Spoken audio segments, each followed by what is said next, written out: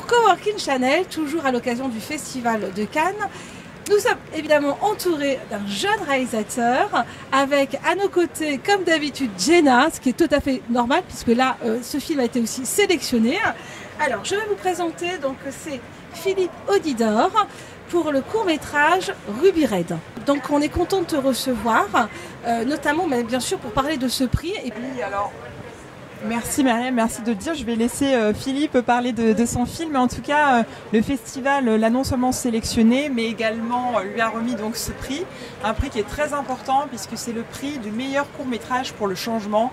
Alors c'est un prix qui est important puisqu'il est remis vraiment à un court-métrage de la sélection. Ils étaient tous vraiment exceptionnels. Alors, les courts-métrages qu'on a reçus étaient vraiment particulièrement incroyables cette année. La raison pour laquelle le jury a remis ce prix au film de Philippe, c'est parce qu'il pose des questions également qui ont trait à l'identité, qui ont trait à la sexualité, mais plus généralement aussi à plein de sujets qui posent question, qui font malheureusement aussi parfois l'objet de violences, d'abus. Et pour nous, c'est vraiment un sujet qu'il est très important de discuter, puisque au festival, on pousse également les activistes et ceux qui vraiment sont vraiment des précurseurs du changement. Donc ça, c'est très important. Et la raison pour laquelle on l'a remis, c'est aussi pour ses très grande qualité artistique, puisque Philippe s'est entouré d'une équipe vraiment exceptionnelle. Le cinématographe Pablo Rojo, puisque le film Ruby Red est filmé sur du 15 mm. Donc c'est vraiment une image qui est magnifique et très particulière, je crois. T'en parleras un peu plus, mais on connaît bien aussi ton parcours de réalisateur et comment tu utilises la lumière, les couleurs. Il y a vraiment une palette de couleurs qui est très particulière. Et le travail aussi sur le jeu d'acteur qui a énormément ému le jury, qui nous a énormément ému au festival, puisqu'il y a un travail avec tes acteurs principaux, donc qui sont Amelia Bennett et Basil Hayden-Benz. Vraiment exceptionnel. Moi, j'ai trouvé que vous étiez bluffant et que ça parlait, en fait c'était un court-métrage en plus que tu as dit au début être un petit peu comme un test, mais qu'est-ce qu'il sert bien son propos, vraiment quelle humilité. Merci Philippe et merci d'être là avec nous aujourd'hui. Merci énormément pour tous ces compliments là. C'est vrai, les courts-métrages étaient incroyables, donc c'est vraiment un grand honneur. Merci énormément pour le prix, c'est vraiment, ça nous touche énormément. Et ça fait vraiment plaisir quand on fait des petits films comme ça en se disant on tente le tout pour le tout, mais on ne sait pas forcément ce qui va arriver avec. En fait, quand il est reconnu comme ça et qu'on réalise qu'il y a un public qui a pu le découvrir et encore plus peut-être grâce à ce prix, ça nous touche énormément, vraiment, de la part de toute l'équipe.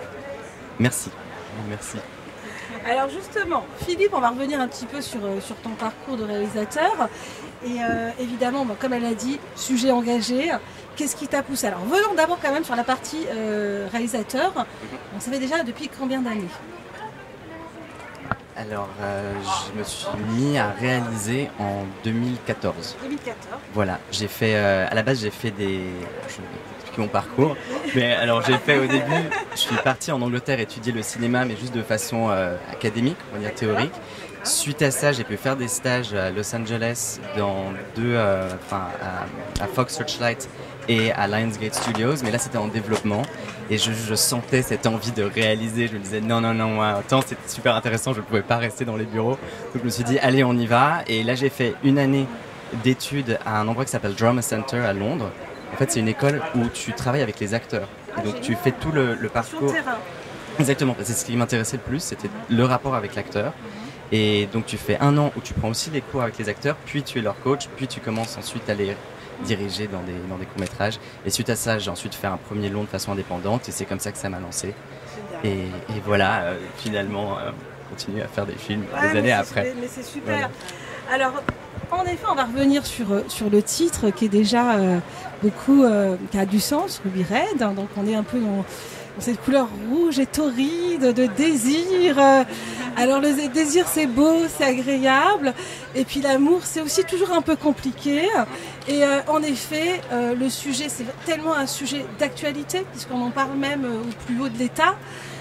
C'était important, c'est vrai, d'autant plus qu'on est en train de vivre une période, on sort de ce Covid, un petit peu de ce confinement. Et moi j'ai eu la chance, j'espère que ça va encore durer parce que en tout cas cet été on est là, il y a la mer, on respire un peu, on n'est plus les masques provisoirement, mais j'espère que ça va durer un petit moment.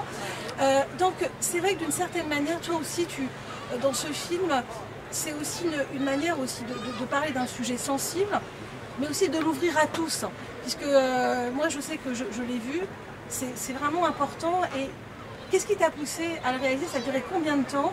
Et c'est vrai que les acteurs qui y jouent sont aussi excellents. Oui, alors ça a commencé il y a plusieurs années maintenant, peut-être 3 ans, 4 ans.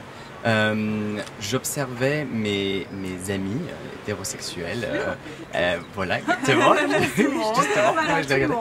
Et puis je me disais, ah mais il y a comme un comportement, un rapport à leur masculinité qui est en train de changer par rapport à, je me disais, la génération d'avant ou 2 générations avant. Et ça m'intéressait de plus en plus à essayer de parler de masculinité avec un regard un peu queer, on va dire, dessus.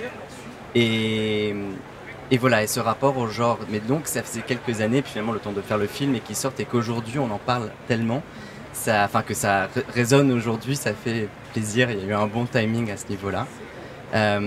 Parce que de façon générale, je me disais, ok, on est en train de parler de plus en plus de genre dans les médias, et aussi, je pense que la culture LGBTQI+, est de plus en plus présente dans le mainstream, et donc aussi, ça permet aux gens qui ne font pas partie de cette communauté-là, de quand même repenser, je pense, leur rapport au genre, à leur sexualité. Comment est-ce qu'ils ont juste envie de se définir, en fait. Et ça, je pense que ça peut être très enrichissant une fois qu'on commence à se poser cette question-là, mais ça peut aussi faire peur, ça peut être pas forcément facile toujours. Et voilà, et c'est ce moment-là, ce moment de questionnement, de zone grise que j'avais envie d'explorer. Qu'est-ce que les hommes peuvent se permettre d'explorer, ont envie d'explorer, et qu'est-ce qui peut-être pour certains sentent c'est encore trop loin, c'est trop difficile. Et c'est des barrières, des limites, des frontières, encore une fois. Voilà, exactement, les frontières, toujours la frontière, exactement. Toujours un problème de frontières. Alors justement, est-ce qu'on peut dire que, puisqu'on l'a senti, qu'il y a une mouvance, c'est peut-être votre jeunesse, c'est cette jeunesse aussi qui veut s'imposer, parce que c'est vrai que moi récemment, encore une fois, on en discutait, j'ai eu la chance d'interviewer de jeunes étudiantes sur ce sujet, et qui s'assument totalement, et qu'en fait elles parlent même plutôt plus de genre qu'autre chose en fait. C'est plus... mais on sent qu'il se passe quelque chose. Est-ce que finalement on peut avoir encore plus de l'espoir, parce qu'on est quand même dans un nouveau monde après ce Covid? J'espère que oui. Mais c'est sûr que ce court-métrage, je pense, était plus apprécié, enfin pas plus apprécié, mais il y a eu un rapport différent entre un public qui était plus jeune, et j'avais l'impression qu'eux étaient beaucoup plus prêts à parler du sujet, ils essayaient pas de le critiquer, ils voulaient aller avec, ça créait des conversations, donc ça me faisait très plaisir, et quand ensuite, voilà, et donc ça fait vraiment un plaisir fou, et alors que des générations peut-être un peu plus âgés finalement le regardaient avec plaisir, mais une certaine distance en fait. Et donc ça, je me dis, il y a peut-être signe que les choses changent, que les gens ont envie de changement. Donc voilà. Alors là, quand on en parle de changement et qu'on voit que Jenna et toute son équipe, vous avez reçu quand même le prix du court-métrage, quand même du film du changement, c'est bien indiqué. Jenna, on peut dire que là, en effet, l'équipe a quand même fait le choix de choisir Ruby Red. C'est le vrai changement, puisque évidemment au Festival international du film de Paris, on est vraiment très heureux de pouvoir recevoir les réalisateurs et également leurs équipes. Et la Q&A qu'on a pu avoir virtuellement grâce à notre partenaire aussi Filmocratie, qui permet cette interactivité, a énormément plu au public du festival, puisque Amélia et Basile étaient présents avec Philippe, et on a pu vraiment échanger. Et aussi puisque quand on parle de changement, le changement est toujours difficile, donc quand les personnes sont très ouvertes d'esprit, les spectateurs sont prêts à en parler, c'est extrêmement enrichissant. Ce qui est encore plus beau parfois, c'est de parler à des personnes qui finalement changent d'avis, c'est-à-dire qui sont un petit peu dans le... voilà, qui sont pas forcément ouverts, ou pour qui c'est inconfortable aussi, pour tout un tas de raisons, et qui justement changent d'avis. Et je crois que le cinéma et l'art en général permet justement, par l'émotion, par le partage, de toucher finalement une nouvelle population de gens. Et cette conversation avec Philippe, Amélia et Basile était vraiment importante, puisqu'on a vraiment pu échanger sur comment tu avais travaillé avec eux, comment s'était passée votre rencontre, comment vous travaillez sur leurs personnages. On va pas dévoiler le film, mais c'est quand même des scènes assez fortes. Et comment eux ils sont préparés, comment est-ce qu'ils l'ont vécu aussi de jouer ces personnages qui ne sont pas forcément les leurs. Enfin voilà, ça reste une histoire de fiction. Et du coup, ça c'était vraiment très enrichissant, parce que quand on pose des questions d'identité, en plus de sexualité, c'est vraiment très intéressant à travers le jeu d'acteurs et également la cinématographie. C'est comme ça qu'on touche un nouveau public, et ça, on est vraiment très heureux de vous avoir reçu virtuellement, parce que c'était un très très beau moment. Oui, et ce qui aussi me touchait beaucoup, c'était aussi d'avoir un film comme ça qui allait dans un festival qui n'était pas un festival spécialisé dans tout ce qui était LGBTQI+. Donc ça aussi, ça permet au film d'être vu par peut-être un public qui, en temps normal, ne serait pas forcément allé le voir. Et donc ça peut créer des conversations vraiment intéressantes. Et ça, c'était très, très touchant. Voilà. Merci à vous. Alors Philippe, justement, est-ce que tu pourrais nous donner un tout petit synopsis pour justement faire venir les gens qui nous regardent? Oui, alors l'histoire de façon générale suit... alors Ruby Red suit l'histoire en gros d'un jeune homme qui a du mal à assumer certains de ses fantasmes et de ses désirs parce qu'il a l'impression que ça rentre en conflit avec son identité en tant qu'hétérosexuel.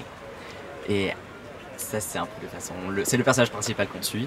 De façon plus spécifique, l'histoire commence avec Théo, qui est un jeune homme joué justement par Basil Hayden-Benz, qui... est à une soirée, une house party, et là il tombe nez à nez avec Ruby, qui est jouée par Amelia Bennett, et il y a tout de suite une certaine tension sexuelle entre les deux.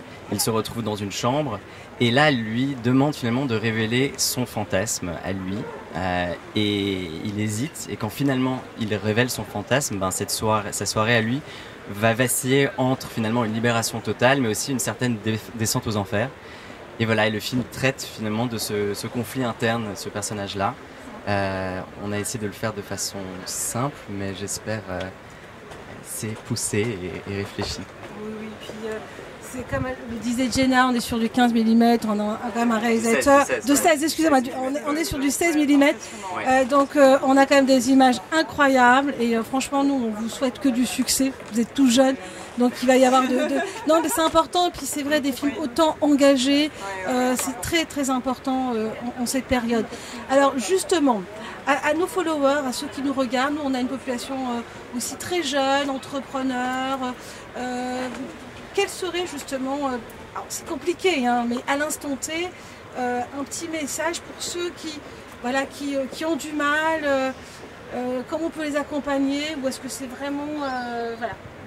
C'est compliqué comme question. Vous dites au niveau cinéma ou au niveau identité? Identité. Très bonne, parce qu'il y a les deux, hein. Il y a les deux. Mais il y a les deux, voilà. Mais partons sur l'identité. Faites du cinéma pour explorer votre identité. Ça serait une idée finalement. C'est très pertinent, Philippe, et je veux bien que tu répondes. Donc, je pense qu'il faut savoir prendre le... Bon, il faut savoir prendre le temps de s'écouter.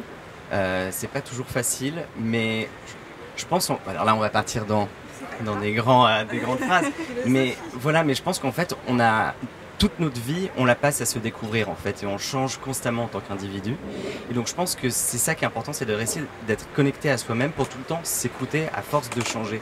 Et donc il ne faut pas essayer à tout prix de vite se définir et se dire ok, en fait voilà ce que je suis, c'est bon et maintenant je peux avancer, mais de constamment se dire ok, ben voilà ce que je ressens maintenant, j'ai envie d'explorer ça, j'ai pas envie d'explorer ça, mais tant qu'on se sent bien, et voilà, il y a ces moments de doute, et ces moments de doute, ben parfois ça fait du mal, mais je pense qu'il faut passer par ces moments-là pour ensuite vraiment ressortir de l'autre côté et d'être beaucoup plus en paix avec soi-même. Donc voilà, c'est un travail de longue haleine, mais qui est fascinant une fois qu'on ose s'écouter en fait. À partir de ce moment-là, ça ouvre plein de portes et de belles choses. Voilà. Très bien Philippe, bah, écoutez, parfait, c'est très bien pour ceux qui nous regardent. Alors, vous savez, sur Coworking Channel, on a une petite rubrique qui est en fait les 5 hashtags. On vous demande de résumer en 5... Alors c'est pas évident, mais en 5 mots-clés, comment vous pourriez définir justement ce film? Alors, il y a hashtag genre, hashtag masculinité, hashtag désir, hashtag, voilà, 5. Hashtag courage aussi. Et voilà, hashtag courage. Et hashtag acceptation de soi. Ouais. Voilà les 5 hashtags que j'attribue à Ruby Red. Il faudra voir le film et voir si vous êtes d'accord ou non avec ces hashtags-là. Mais voilà ce que je propose. Alors pour terminer, de quelle manière justement on peut prendre, en tout cas avoir la possibilité de voir ce film? Est-ce que vous avez un site pour pouvoir un peu plus d'éléments si on souhaite aussi prendre contact avec vous pour ne serait-ce faire un article, voilà, parce qu'on est beaucoup regardé. Alors ça c'est sûr, donc j'ai un site internet tout simple, www.philippeaudidor.com. Donc là vous pouvez prendre contact avec moi, je pense que ça c'est le plus simple. Oui, c'est ça le plus simple. Ensuite, après, il y a des bandes annonces et tout, et on parle, mais ça, c'est le plus simple parce que pour le moment, le court-métrage n'est pas accessible dans tous les territoires online parce qu'il continue à faire la tournée de quelques festivals, exactement. Mais l'idée, c'est qu'une fois que ça c'est terminé, là, il sera aussi mis à disposition sur le web. Mais il n'y est pas encore. Mais c'est bien parce que vous savez, aujourd'hui, on est quand même sur les réseaux sociaux, donc peut-être des gens veulent connaître un peu plus, vous connaître, et donc vous êtes présent sur votre site et peut-être même sur les réseaux sociaux. Voilà. Ensuite, Instagram, voilà, Phil Audidor, Twitter, Philippe Audidor. Voilà. C'est assez simple, c'est mon nom et ensuite on finit par me trouver. Voilà, j'ai rien fait de trop créatif. Bon, bah c'est parfait. Bravo. Je vous remercie beaucoup Philippe de nous avoir en tout cas permis de vous interviewer, puis Jenna aussi vraiment. Et on vous dit à très bientôt sur Coworking Channel et merci encore de nous suivre nombreux. Bye bye.